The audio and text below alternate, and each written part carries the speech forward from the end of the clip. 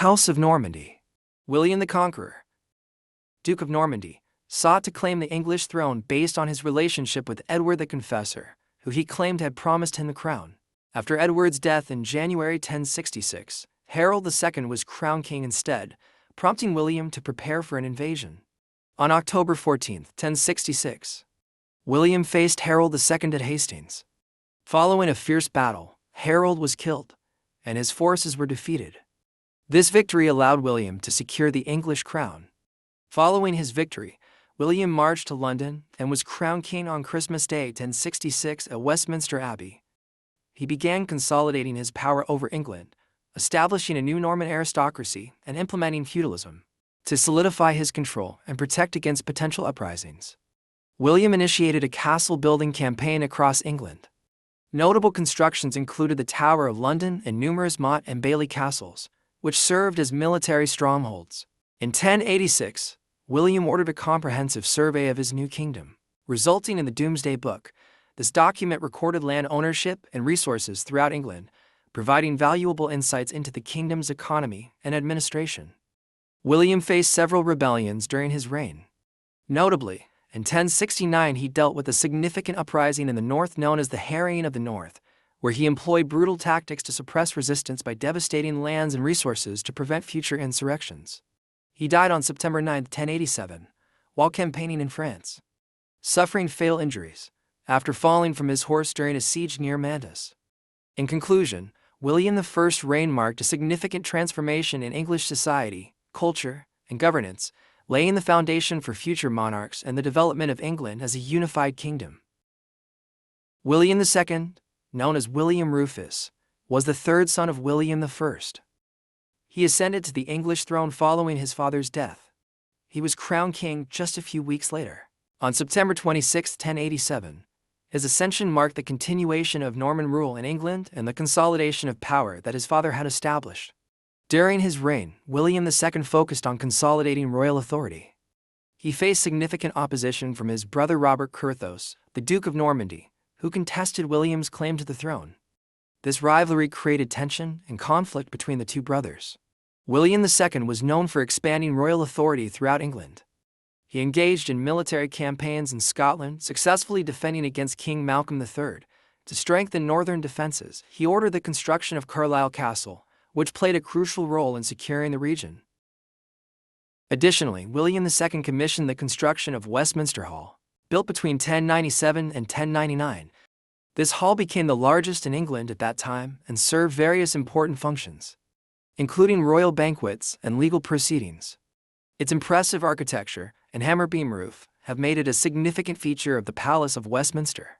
However, his reign was not without challenges. William II experienced ongoing conflict with the Church, particularly due to his attempts to assert control over ecclesiastical appointments and revenues. This tension with religious authorities would have lasting implications for the relationship between the monarchy and the Church. William II's reign came to an abrupt end on August 2, 1100. He died under mysterious circumstances while hunting in the New Forest. An arrow struck him, leading to his death, but the exact nature of this incident remains unclear. It has been described as a hunting accident.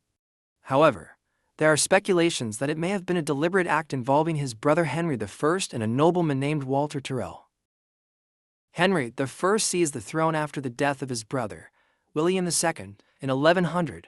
Taking advantage of Robert Curthose's absence in Normandy, Henry quickly established himself as king. His ascension was significant as it marked the continuation of Norman rule, while also addressing the political instability that followed his brother's reign. Henry married Matilda of Scotland, strengthening ties with the old Anglo-Saxon line and gaining support from influential Anglo-Saxon nobles. Henry I established a more organized government, with significant reforms in administration and justice. He created the Exchequer, an accounting system for managing royal finances. The Exchequer conducted twice-a-year audits of the sheriff's accounts, tracking profits from royal manors and debts owed to the king. Under the supervision of Roger of Salisbury, who acted as justiciar, the system improved financial oversight and accountability.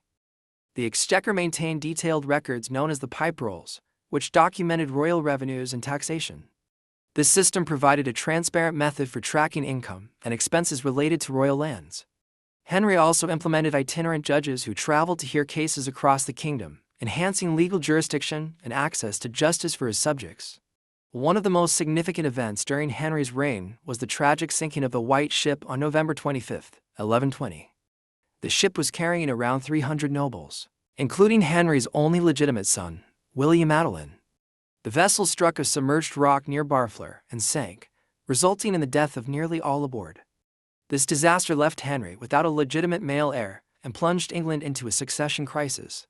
Following the White Ship disaster, Henry I's daughter, Matilda, became central to succession discussions. She had previously married Henry V of Germany 1106 to 1125 and later married Count Geoffrey Plantagenet of Anjou in 1127. Henry I sought a general oath from his barons to uphold Matilda's succession. However, tensions arose between father and daughter regarding her claim to the throne. Henry I died on December 1, 1135. After suffering from a serious illness. His death led to a power struggle between his supporters and those who favored his nephew Stephen of Blois. Although Henry had declared Matilda as his heir, her claim was contested, leading to a period known as the Anarchy, a civil war that would deeply impact England for years to come. Stephen of Blois. Stephen of Blois was the fourth son of Stephen Henry, Count of Blois, and Adela, daughter of William I the Conqueror. Stephen of Blois was crowned King of England on December 22, 1135, shortly after the death of Henry I. His ascension came despite Henry's wishes for his daughter, Empress Matilda, to succeed him. Stephen seized the opportunity presented by the power vacuum left by Henry's death, leveraging his strong royal lineage as the grandson of William the Conqueror to gain support from key noble factions and the church. Stephen's reign marked the beginning of a tumultuous period known as the Anarchy, characterized by civil war against Matilda and her supporters. His claim to the throne was immediately contested, leading to widespread conflict and instability in England. In 1141, Stephen was captured at the Battle of Lincoln, which significantly weakened his control over England. His imprisonment led to fluctuating power dynamics as Matilda sought to establish her claim. In 1153, Stephen signed the Treaty of Wallingford, which established terms for succession with Matilda's son, Henry Plantagenet. The agreement allowed Stephen to remain king, but designated Henry as his successor upon his death. Stephen died on October 25, 1154, in Dover, Kent.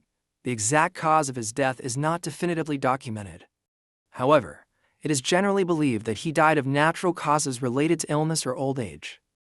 His reign was marked by personal ambition that ultimately led to civil strife and lawlessness.